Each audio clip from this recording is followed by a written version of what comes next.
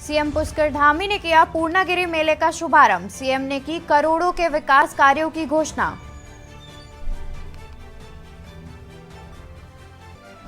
CM Dhami ने river rafting प्रतियोगिता में की शिरकत। साहसिक पर्यटन के नए आयामों को डेस्टिनेशनों पर स्थापित करने का दिया संदेश। धामी ने राफ्ट में बैठकर प्रतिभागियों का बढ़ाया हौसला।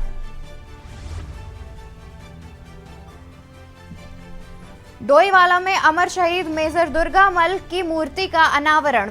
फहराया गया 100 फीट ऊंचा तिरंगा।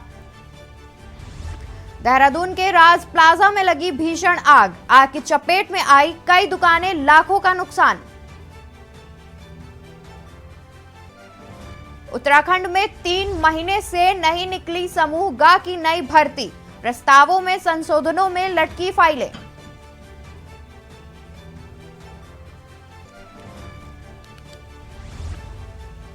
मोबाइल ऐप हो रहा है तैयार। 4 धाम यात्रा का मोबाइल ऐप हो रहा है तैयार। मोबाइल ऐप का ट्रायल जल्द शुरू हो। आप देख रहे हैं के न्यूज़, खबरों का सारथी। नमस्कार, मैं हूं अवंतिका अवस्थी। बात करेंगे उत्तराखंड के खबरों की। उत्तराखंड की धामी सरकार होली मिलन के कार्यक्रम निपटाने के बाद अब राज्य के बजट की तैयारियों में जुट गई है। गैरसैंण के भरारीसैंण स्थित विधानसभा भवन में 13 मार्च से सत्र शुरू होगा। 15 मार्च को सरकार बजट पेश करेगी। धामी सरकार के बजट में विशेषकर रोजगार पर फोकस होगा। इसके साथ ही सरकार अस्थापना विकास, पर्यटन, औद्योगिक विकास, खेती व उद्यानिकी पर ज्यादा जोर देगी। सीएम धामी का कहना है कि सरकार रोजगार केंद्रित बजट होगा। इसके साथ ही राज्य के बजट में केंद्र की झलक देखने को मिलेगी। वहीं माना जा रहा है कि धामी सरकार का बजट सशक्त उत्तराखंड 2025 की दिशा को तय करने वाला होगा। वहीं धामी सरकार का दावा है कि जनता के सुझाव पर सरकार बजट तैयार कर रही है। हर वर्ग को इस बजट से लाभान्वित किया जाएगा। वहीं कांग्रेस का कहना है कि सरकार के बजट में कुछ नहीं होगा। सरकार का खजाना खाली है, सरकार सिर्फ जुमलेबाजी कर रही है। वहीं कांग्रेस ने सरकार को सत्र के पहले दिन ही सदन से सड़क तक घेरने की योजना बनाई है।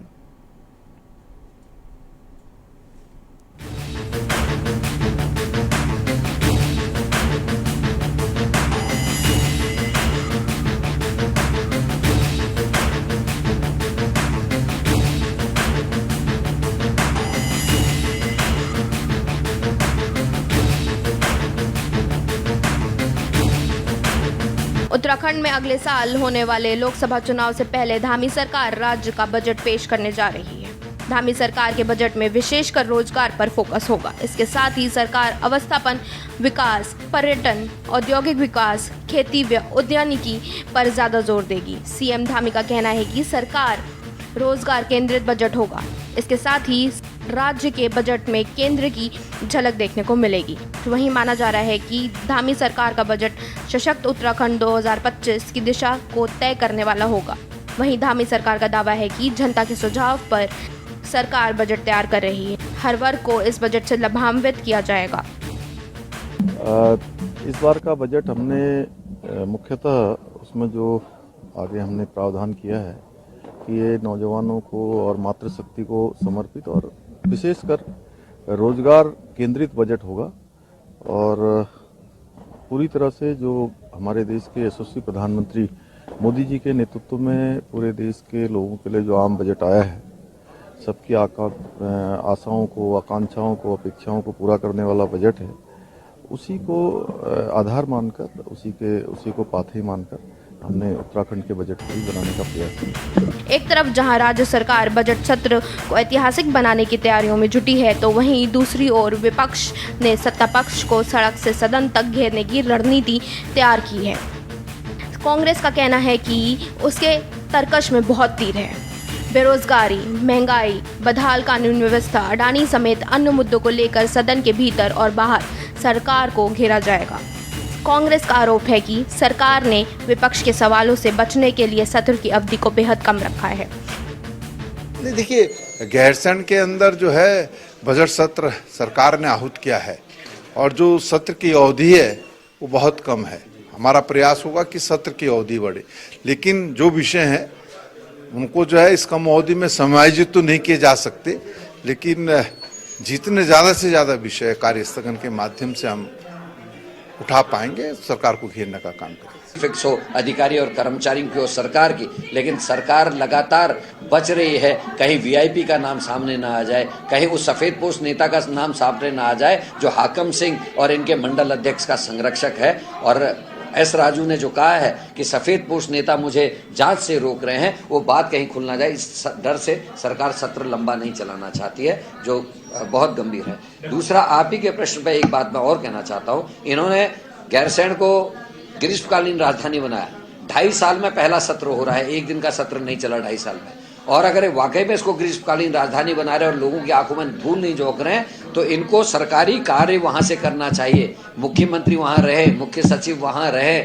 विधानसभा के अध्यक्ष जी वहां रहे, वहां सारे कर्मचारी और अधिकारी रहे, वहां से उत्तराखंड की का जो है सरकारी कामकाज हो, तब हम मानेंगे कि बीजेपी की नीयत सही थी और इन्होंने ग्रीष्मकालीन राजधानी बनाने का काम किया। कुल मिलाकर चुनावी साल में उत्तराखंड में एक बार फिर से बजट सत्र पर सियासत शुरू हो गई है। एक तरफ जहां विपक्ष सरकार पर हमलावर है, तो दूसरी तरफ सरकार बजट को ऐतिहासिक बनाना चाहती है। सवाल यह है कि जब सरकार सत्र को गैरसैंण में करने के साथ ही जनता के अनुरूप बजट तैयार कर रही है, तो ऐसे में विपक्ष क्यों सरकार की मंशा पर सवाल खड़े कर रही है? क्या धामी सरकार गैरसैंण में हो रहे बजट सत्र से पहाड़ का पानी और जवानी रोक पाने में कामयाब होगी? क्या धामी का बजट 24 के लिए बीजेपी को फायदा दिला पाएगा? क्या कांग्रेस के कार्यकाल में सब कुछ ऑल इज वेल था? देहरादून से के न्यूज़ इंडिया के लिए अंकित काला की रिपोर्ट।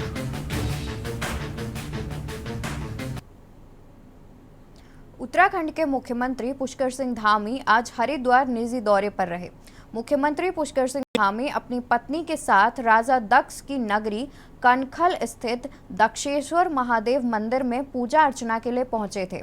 यह पूजा लगभग 3 घंटे तक चली। उसके बाद मुख्यमंत्री पुष्कर सिंह धामी ने महानरवाणी अखाड़े के सचिव और अखिल भारतीय अखाड़ा परिषद के अध्यक्ष महंत रविंद्रपुरी का आशीर्वाद भी लिया।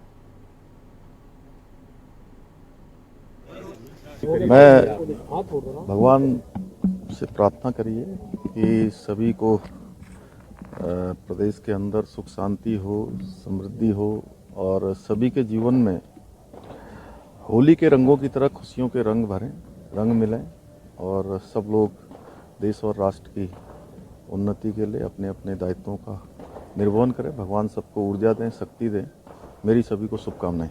आज जो है महालक्ष्मी का जन्मदिन है। समुद्र मंथन के समय जब 14 रत्न निकले थे, उसमें महालक्ष्मी एक रत्न जो है, जो भगवान विष्णु की पत्नी कहलाई, उनका आज जन्म दिवस है। और भारत ही नहीं अपितु विश्व के सनातन धर्मावलंबियों के लिए होलिका का एक ऐसा पर्व है जो भगवान विष्णु के परम भक्त प्रहलाद की रक्षा के लिए स्वयं नरसिंह का अवतरण उन्होंने लिया था। तो ये एक ऐसा पर्व है और इस पूर्णिमा साल में जो है 4 रात्रि आती हैं। ये सबसे बड़ी महारात्रि कहा जाता है। फाल्गुन मास की जो पूर्णिमा आती है, दीपावली की रात्रि, दुर्गाष्टमी की रात्रि और महाशिवरात्रि। तो इस दिन जो भी व्यक्ति साधना, भक्ति, तंत्र मंत्र के माध्यम से भगवान का पूजन हवन करते हैं, उसकी एक पुण्यों के फल प्राप्त होता है। तो माननीय मुख्यमंत्री जी की कुछ ऐसी भावना थी कि मैं होली के दिन यहाँ भगवान दक्ष का अभिषेक करूँ। रुड़की की सिविल लाइन कोतवाली में पुलिस कर्मियों ने एक दूसरे को रंग लगाकर जमकर होली खेली। पुलिस कर्मियों की इस होली में एसएसपी हरिद्वार अजय सिंह और एसपी देहात स्वप्न किशोर सिंह भी शामिल हुए, जिन्होंने सभी पुलिस कर्मियों को रंग लगाने के साथ ही होली की बधाई दी। इस दौरान जमकर डांस किया गया।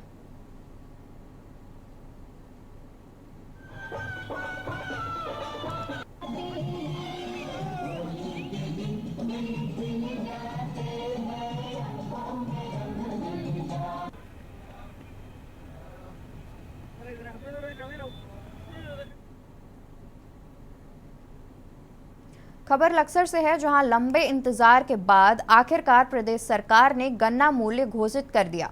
लेकिन सरकार के निर्णय से किसान खुश नहीं है। इसकी वजह यह है कि सरकार ने पिछले वर्ष वाला गन्ना मूल्य अगेती प्रजाति 355 और पछेती प्रजाति का 345 ही रिपीट कर दिया है। आपको बता दें कि किसान इसे नाकाफी बता रहे हैं। के न्यूज़ इंडिया ने गन्ना मूल्य को लेकर ग्राउंड जीरो किसानों से बातचीत की है। क्या कहते हैं किसान, सुनाते हैं आपको। सरकार ने एक फैसला लिया है, यानी कि गन्ने मूल्य जो लागू किया गया है इस समय उत्तराखंड प्रदेश में, वही पिछला जो रेट था 345 और 355 घोषित किया गया है। कुछ किसान हमारे साथ में मौजूद हैं, इनसे बातचीत करेंगे। क्या नाम है आपका? वेद प्रकाश। कहाँ के किसान हो? सीधड़ू। सिद्धू। जिस तरीके से सरकार ने ये गन्ना मूल्य घोषित किया है, इसको लेकर के क्या कहेंगे? बस संतुष्ट नहीं है हम इस मूल्य से, संतुष्ट नहीं है। कम से कम भी 10-5 रुपए बढ़ाने चाहिए थे। पड़ता नहीं आ रहा ना, पड़ता नहीं आता। आपका क्या नाम है? पंकज कुमार। पंकज, कहाँ के किसान हो आप? मुंडा खेड़ा कला। मुंडा खेड़ा के। खड़े हो जाओ आप, वैसे तो किसान हो आप। तो क्या जिस तरीके से सरकार ने ये गन्ने मूल्य घोषित किया है, पिछला ही 345 और 355, इसको लेकर के क्या प्रतिक्रिया आपकी? इसने ठीक नहीं कराया, इन्होंने बढ़ाना चाहिए था इस चीज़ के बारे में। कितना बढ़ना चाहिए था? है कम से कम 15 रुपये तो बढ़ जाते हैं। 15 रुपये बढ़ना चाहिए था, बढ़ता नहीं आ रहा ना जी। बहुत लेबर बहुत महंगी है। कितनी महंगी है? 300-400 रुपये ले रहे लेबर। 400 क्विंटल में लेबर का भी नहीं पूरा पट पा रहा। लेबर का पूरा नहीं पड़ना, यानी कि संतुष्ट नहीं है सरकार के इस चीज़ से हम फैसले। तो और भी कुछ किसान हैं, इनसे भी बातचीत करेंगे। युवा किसान है, वैसे तो लक्सर क्षेत्र को गन्ने की बेल्ट कहा जाता है। क्या नाम है आपका? सोविंदर कुमार। सोविंदर, कहाँ के किसान हो? बसेडी। बसड़ी। कितना गन्ना लगा था इस बार?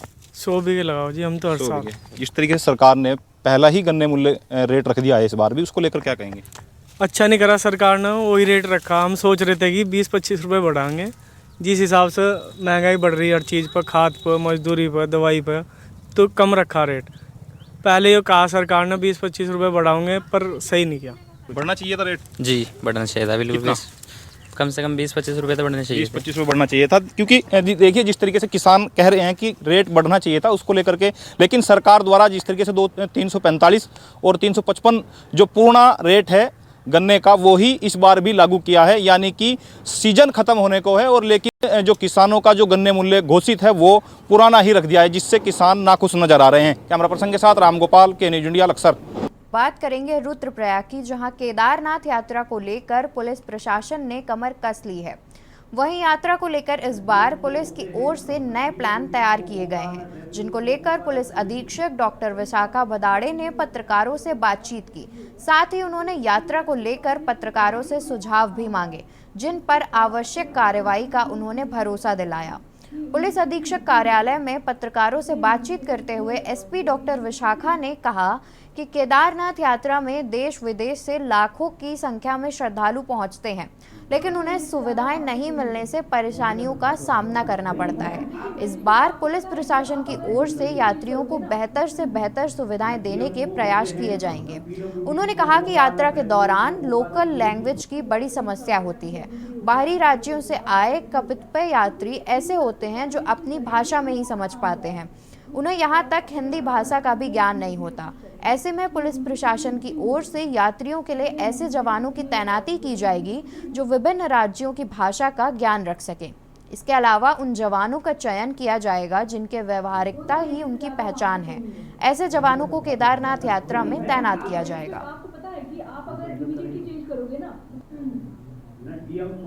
प्रेस से जो है, मीडिया से भी कुछ सुझाव मांगे हैं। इसमें काफ़ी अच्छा डिस्कशन हुआ है, काफ़ी सारे नए सुझाव आए हैं हमारे पास, जिसमें पुलिस के ट्रेनिंग का, साथ ही पार्किंग, ट्रैफिक व्यवस्था, रोड व्यवस्था, उसके साथ साथ जो है जितने भी हमारे यात्री आते हैं उनके लिए उपलब्ध सुविधाएं, इसमें जो है डिस्कशन हुआ है। इसमें पुलिस विभाग की तरफ से भी जो सभी पीआरडी, होमगार्ड या पुलिस के कर्मी हैं उनका ट्रेनिंग, पर्यटन पुलिस, साथ ही पुलिस की रहने की और अकोमोडेशन की व्यवस्था है, इस पर भी हमने डिस्कशन किया है। काफ़ी सारे चौक पॉइंट्स ट्रैफिक के हिसाब से या जो बॉटलनेक से उसको आइडेंटिफाई किया है, उसको दुरुस्त करने के लिए विभिन्न विभागों से हमने कोऑर्डिनेशन भी किया है।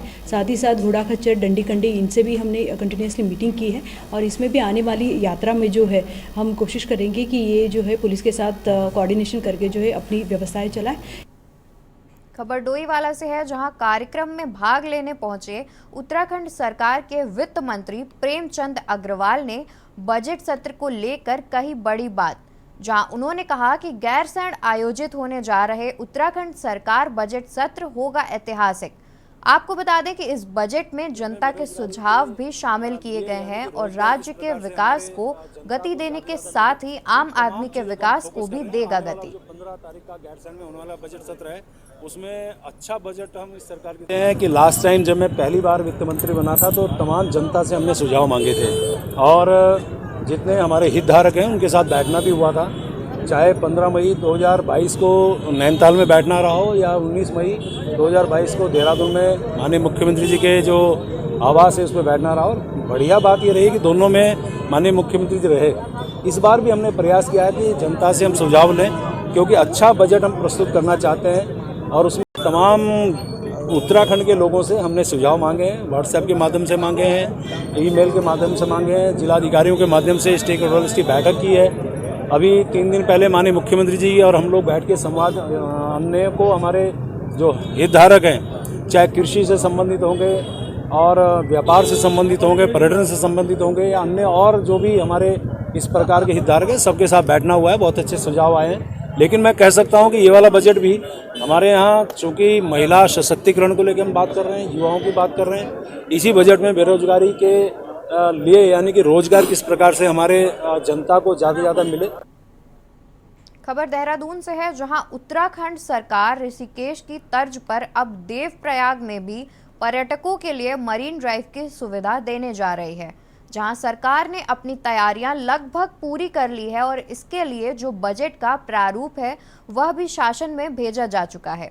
वहीं देवप्रयाग विधानसभा से बीजेपी विधायक विनोद कंडारी ने मीडिया से बातचीत करते हुए कहा कि उन्होंने इस पूरे मामले में मुख्यमंत्री धामी से बात की थी, जिसके बाद मुख्यमंत्री ने उनकी मांग को पूरा करते हुए मरीन ड्राइव के लिए हामी भरी और अब प्रशासन में इसका प्रस्ताव पहुंच चुका है, जो जल्द धरातल पर देखने को मिलेगा और इससे देवप्रयाग में आने वाले दिनों में पर्यटकों की तादाद भी बढ़ेगी और लोगों को रोजगार भी मिलेगा। देखिए, निश्चित तौर पर ये तो क्या कि गंगा आरती होनी चाहिए, पर वहाँ के जो हमारे पंडित समाज के लोग हैं उनसे बैठकर काम किया है। निश्चित तौर पर आपने देखा कि टुंडेश्वर जो पुल है वहाँ की बहुत पुरानी मांग थी, जो संगम के बीच में, जो दोनों नदियों के बीच में एक टापू आपने देखा होगा, वो पुल भी अब अंतिम चरणों में, लगभग फाइनल स्टेज में, जुलाई से अब जून तक वो पुल भी जनता को समर्पित हो जाएगा। तो निश्चित तौर पर ऑल वेदर रोड के आने से देवप्रयाग में पर्यटक की स्थिति बढ़ी। अभी माननीय मुख्यमंत्री जी ने मेरे पिछले कार्यकाल में मरीन ड्राइव की घोषणा की थी, तो वो भी मरीन ड्राइव जो देवप्रयाग में बनने जा रहा था उसका भी जो है उसकी फाइनेंस वो बैठक शुरू होने वाली है, होने जा रही है, जब भी होगी आजकल में। और जो कि वहाँ से होगी कि देवप्रयाग के लोगों की बहुत पुरानी मांग थी, वहाँ पर एक मरीन ड्राइव बनना चाहिए, तो उसके लिए मुख्यमंत्री घोषणा करेंगे। खबर टनकपुर से है, जहां मुख्यमंत्री पुष्कर सिंह धामी ने टनकपुर जौलजीबी रोड स्थित चरण मंदिर से उचौली गोट टनकपुर तक आयोजित रिवर राफ्टिंग प्रतियोगिता में प्रतिभाग कर रहे साहसिक पर्यटन के नए आयामों को प्रदेश के विभिन्न डेस्टिनेशनों पर स्थापित करने का संदेश दिया। इस अवसर पर मुख्यमंत्री धामी ने राफ्ट में बैठकर अन्य प्रतिभागियों के साथ प्रतिभाग किया। रैपिड तो नहीं है, रैपिड तो नहीं है। चलिए फॉरवर्ड, पूरा हो गया काम, फॉरवर्ड आगे से पीछे, पूरा हो गया, चलिए फॉरवर्ड, पूरा हो गया काम, फॉरवर्ड। उत्तराखंड की खबरों में फिलहाल इतना ही। आप बने रहिए हमारे साथ।